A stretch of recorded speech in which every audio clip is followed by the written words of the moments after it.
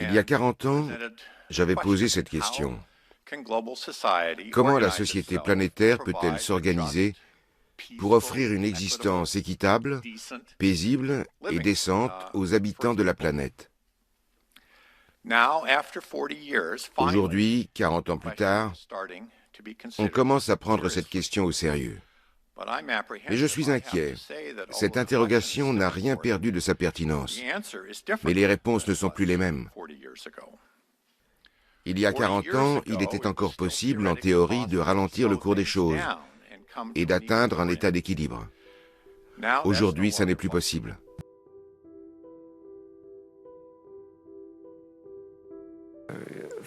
La définition des archéologues, c'est une diminution brutale de la population dans une zone donnée, dans une région donnée.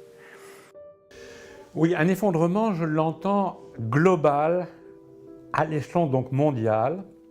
Ça veut dire qu'aucun pays n'y échappe et que pendant plus d'un an, les services de base de la population, le boire, le manger, l'hébergement, l'électricité, la mobilité, la sécurité, l'enseignement, ne sont plus assurés à cette population par les services publics encadrés par la loi.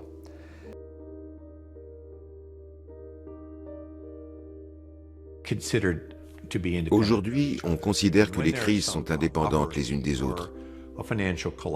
Confrontés à une catastrophe, un cyclone, un krach financier, la crise de la zone euro ou la faillite d'une entreprise, les gens se focalisent sur ces événements comme s'ils n'avaient que des causes intrinsèques.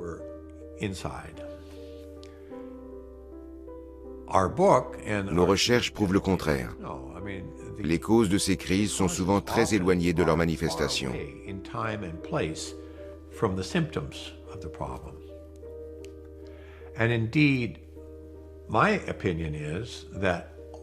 Je suis convaincu que ces phénomènes ne sont que des symptômes. Le problème fondamental, c'est la croissance matérielle illimitée sur une planète limitée. Nous avons porté la croissance démographique, la consommation alimentaire, la production énergétique et la consommation de biens matériels à des niveaux qui ne sont pas soutenables.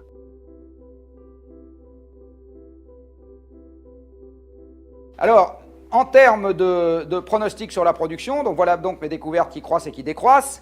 À l'heure à laquelle je vous parle, si je parle juste du pétrole, en gros, il y a un peu plus de 2000 milliards de barils. Ce pétrole, on l'a extrait avec un rythme croissant jusqu'à maintenant.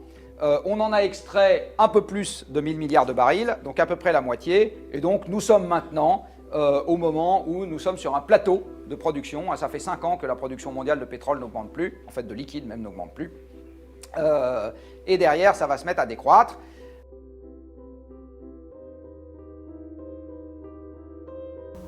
Donc là, vous avez donc les températures, depuis le milieu du siècle. Là, en fait, depuis le début du XXe siècle, les températures ont augmenté en moyenne globale de 1 degré.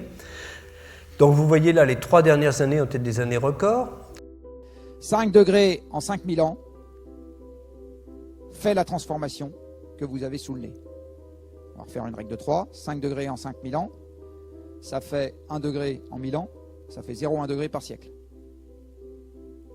0,1 degré par siècle, soutenu sur quelques dizaines de siècles, ça vous fait ça. Alors je vous pose la question, est-ce que vous pensez que quelques degrés en un siècle, ça va être une promenade de santé?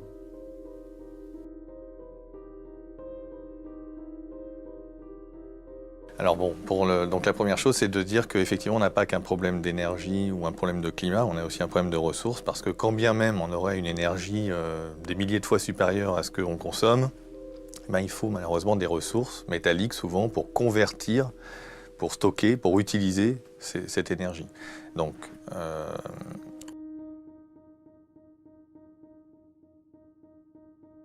nous avons déjà éliminé la moitié des espèces vivantes maintenant. Donc ça correspond à ce qu'on appelle une extinction massive, comme vous avez dit. C'est la 6e depuis le dernier milliard d'années, mais c'est la plus grave parce que c'est la plus rapide. Auparavant, les extinctions prenaient des milliers d'années. Maintenant, c'est des décennies. Alors, les animaux, la vie peut s'adapter, c'est une de ses qualités, mais pas à cette vitesse. Nous dépassons la vitesse, disons, je dirais presque maximale d'adaptation de la vie. Et les écologistes, à l'heure actuelle, se posent la question de savoir à quel moment c'est l'humanité qui commencera à s'écrouler. C'est-à-dire pour le moment, on a détruit 90% de notre biodiversité. En Europe, ça va encore pour nous. Donc les écologistes disent, est-ce que c'est à 95% que le système va lâcher? Est-ce que c'est... On ne sait pas. La catastrophe du Crétacé est ridicule en comparaison de ce qui se passe en ce moment. Mais ça meurt, puis les gens attendent, disent, peut-être qu'un jour on va voir quand ça va péter, quoi.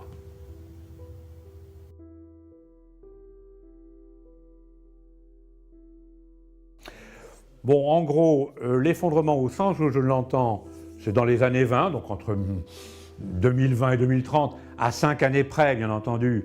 Je ne suis pas Madame Soleil ni Nostradamus. Puis après, il y aura peut-être une période de survie difficile, et notamment du point de vue matériel et du point de vue psychologique, j'insiste beaucoup là-dessus, car il y aura sans doute des événements dramatiques au point de vue humain. Là, ce que je voulais juste dire, c'est que si on regarde le problème du point de vue amont, donc du point de vue de l'approvisionnement énergétique, et qu'on s'intéresse aux échelles de temps, ce que je voulais juste dire, c'est que les générations futures, c'est tout de suite. C'était ça que je voulais dire, que ce n'est pas un problème pour générations futures, que c'est un problème de tout de suite. Parce que moi, on avait été influencé dans le livre par des rapports de l'armée allemande, états-unienne, australienne, sur le pic pétrolier. Et donc, ils décrivaient très bien les conséquences que ça pourrait avoir. L'armée allemande, c'était effondrement. Si le pic pétrolier a lieu en 2010, et il a lieu, le brut a eu lieu en 2006-2007, l'armée prévoyait un effondrement de nos sociétés 2025-2030.